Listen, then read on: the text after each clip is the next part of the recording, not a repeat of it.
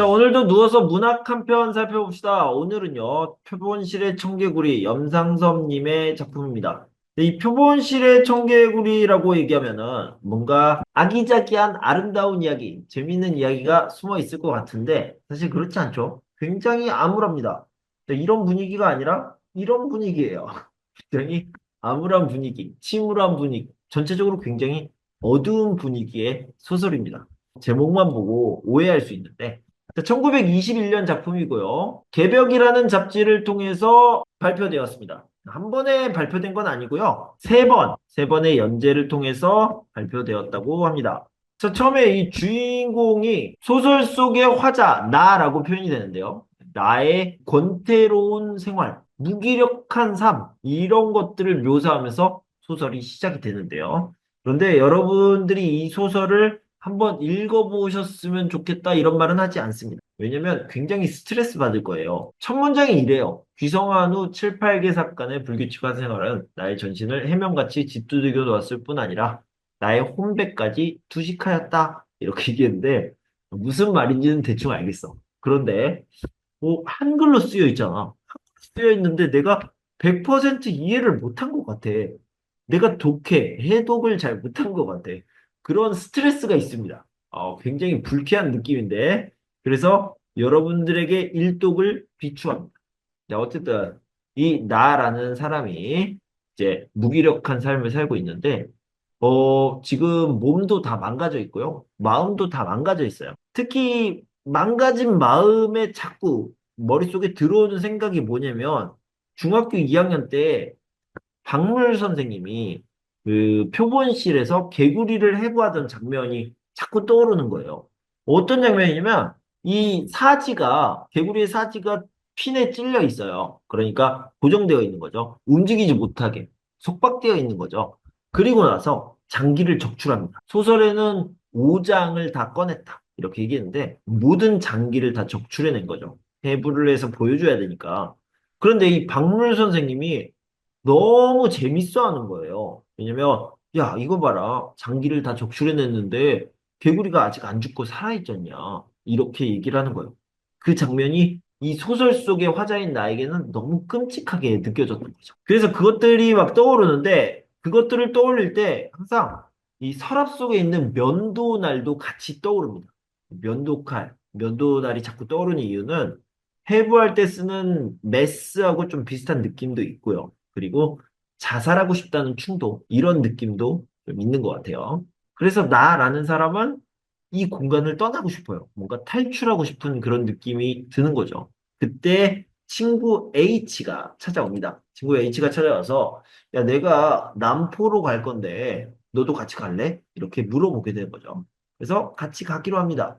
남포가 어딨냐면, 평양 옆에 있어요. 평양 옆에 있어서, 먼저 평양행 기차를 타고 가고요.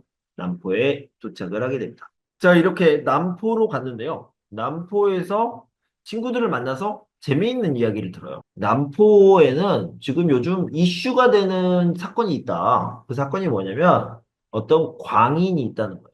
광인, 미친 사람, 미친놈이죠. 이 미친놈의 이름이 김창억이에요. 김창억이라는 사람이 어렸을 때는 막 신동이라는 소리까지 들을 정도로 대단한 사람이었고 집안도 좀 잘 살았던 것 같아요. 근데 집안도 몰락하고 집안이 몰락했지만 어찌저찌 잘 살고 결혼도 했는데 근데 나중에 아버지도 돌아가시고 어머니도 바로 돌아가시고 또 잇따라서 아내도 죽게 된 거예요. 그래도 어찌어찌 버텨서 재혼을 했습니다. 재혼해서 딸도 낳고요. 그런데 또 어떤 사건에 연루돼가지고 그래가지고 옥살이를 하게 된 거예요. 4개월 동안 옥살이를 하고 나서 돌아와 보니까 그냥 아내가 도망가고 없는 거예요. 알아봤더니 유곽에 갔다는 거예요. 상녀촌에 들어가서 창녀가 된 거죠. 재혼했던 아내가요. 그리고 이 딸은 큰아버지 집에 맡겨져 있었고요. 그리고 자기의 보금자리는 빈집으로 남아 있고요. 잠겨 있는 걸 보고 굉장히 정신적으로 충격을 받고 정신을 놓게 됩니다. 그래서 광인이 되었죠. 굉장히 끔찍한 사건인데 사람들은 뭐 그런 사연보다는 그냥 재밌는 미친놈이구나 이렇게 생각을 하는 거예요. 그래서 이 미친놈을 찾아가기로 합니다. 왜냐면요 친구들이랑 막 어울려 가서 미친 사람에게 미친 소리를 듣는 거 이거는 좀 재미있는 일이 될 수도 있잖아요. 그래서 진짜로 김창옥이라는 사람의 집에 찾아갑니다. 근데 이 김창옥이라는 사람이요, 정신줄을 놓은 다음에 자기가 이제 3층짜리 집을 직접 지어요. 3층짜리 집이라고 하기에는 뭔가 오두막 정도도 안 되는 원두막 같은 것을 지어 놓은 거죠. 이 김창옥이라는 사람은요, 굉장히 이 집에 대한 자부심을 갖고 있어요. 그러니까 굉장히 싼 값에, 그리고 굉장히 빨리 지었다. 3원 50전으로 건축을 했고, 그리고 한 달 13일 만에 자기 혼자 이 집을 지었다. 이렇게 하면서 되게 자랑스러워합니다. 그런데 더 놀라운 건 뭐냐면, 이 김창옥이라는 미친 사람은요, 이 집이 그냥 집이 아니래요. 이게 뭐냐면 동서친목회라는, 이게 동서친목회가 뭐냐면 이 동양과 서양을 함께 어우르는, 그러니까 세계 평화 본부 이런 것들이 되겠죠.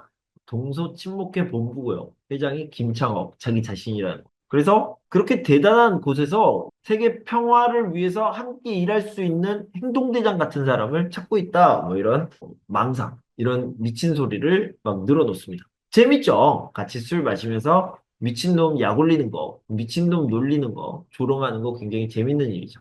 자, 그렇게 이야기를 즐겁게 나누고요. 그러니까 미친 사람을 놀리는, 김창옥을 놀리는 즐거운 시간을 보낸 다음에 소설 속의 화자 나는 평양으로 돌아오게 됩니다. 평양으로 돌아와서 남포에 있던 친구한테 편지를 받게 됩니다. 편지를 읽어보니까 그 오두막은요, 거센 바람에 쓰러졌고요. 거센 바람에 쓰러진 다음에 이 김창옥은요, 그 자네에 불을 지릅니다. 그러니까 뭐냐면 자네를 남겨놓고 싶지 않았던 거죠. 그리고 나서 자취를 감추게 되었다는 내용입니다. 근데 이게 남포에 있던 친구가 왜 나에게 편지를 썼냐면 그런 느낌이었어요. 그러니까 야, 너 궁금해 하잖아. 궁금해 할까봐 내가 너한테 이야기를 해주는 거야. 궁금증을 해소하고 시원해져라. 이런 의미로 편지를 썼는데, 근데 정작 나는 굉장히 마음이 무거워집니다. 마치 가슴에 납덩이를 올려놓은 듯 그렇게 무거웠다. 이렇게 표현하고 있습니다. 왜요? 아까도 말씀드렸듯이 그 표본실의 청개구리, 해부당하던 청개구리도, 그리고 김창옥도, 자기 자신도 뭔가 아무것도 할 수 없도록 구속되어 있고요.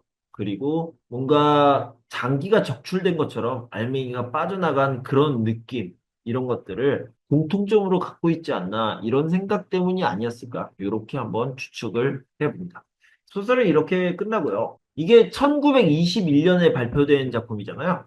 근데 이게 1919년에 이 소설이 발표되기 2년 전에 김인현이었죠. 3.1 독립만세운동이 있었습니다. 이런 큰 사건이 있었음에도 큰 변화로 이어지지 못했다는 것에 대한 그런 지식인들의 책임감, 죄책감, 이런 것들이 잘 들어가 있는 것 같아요. 그 이후로 얼마나 무기력했겠어요. 지식인들이 뭐라도 해야 되는데 아무것도 할 수 없는 그런 현실. 그런 것들이 정신적으로 굉장히 힘들었겠죠. 이런 지식인들의 고뇌를 염상섭 님이 표본실의 청개구리 이 소설을 통해서 아주 잘 표현해냈다라는 생각이 듭니다. 자, 다시 한번 말씀드리지만 일독을 권하지는 않습니다. 하지만 정말 재미있고 의미 있는 소설이었던 것 같습니다. 의미 있는 하루 되세요. 감사합니다.